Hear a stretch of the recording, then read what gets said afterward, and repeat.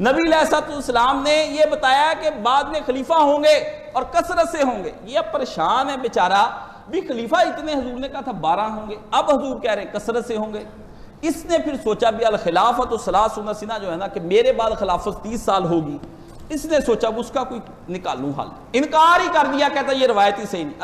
अल्लामा अलबानी कहता है सही है, हाफिज ज़ुबैर अली के सही है, सारा जहान कहता है सही है। अलबानी 459 सफ़ा 820 सिलसिलातुल अहादीस से सही, बिल्कुल सही अहादीस के अंदर के मेरे बाद नबी पाक ने का खिलाफत 30 साल होगी और उसके बाद जालिम बादशाह आ जाएगी और वो काट खाने वाली होगी। ये फतावा सनाइया के अंदर भी लेकर आए, अल जवाबु सही के अंदर मौलाना इब्न तैमिया रहमतुल्लाह अलैह, अबू दाऊद ने औनुल मबूद के अंदर इसको जिक्र किया है।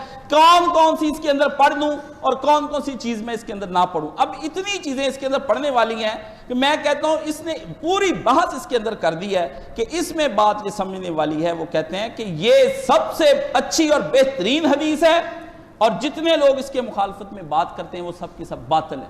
ये इसने एक रावी ले लिया और उसके बारे में कह दिया कि इब्न अबू हातिम कहता है कि इससे एहतजाज करना मुनासिब नहीं हदीस। अबू हातिम को सारे कहते हैं ये मुतशद्दिद आदमी, बाकी सारे आइमा कह रहे सही है, वो अकेला, और दलील उसने भी नहीं दी। इसको हम अपनी जुबान में कहते हैं कि जरा मुबहम के बाद एक बंदा कह दे कि ये काशिफ ठीक नहीं है, लेकिन काशिफ ठीक ना होने की कोई वजह और दलील तो होनी चाहिए ना, वो दलील सामने, इसको कहते जरा मुफस्सर, बताया जाए कि बंदा क्यों नहीं ठीक और उसके ऊपर वजाहत होनी चाहिए कि बंदा कैसे ठीक नहीं है। जरा मुबहम और जरा मुफस्सर, और बताओ ना फिर अबू हातिम ने कहां से भी उसके ऊपर जरा मुफस्सर की है।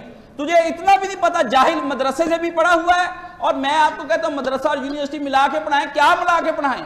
मदरसा और यूनिवर्सिटी मिला के पढ़ाने से इस तरह की जाहली पैदा होने कौम के अंदर, जिनको ये भी नहीं पता भी जरा मुफस्सर और मुबहम दोनों की हैसियत क्या होती है।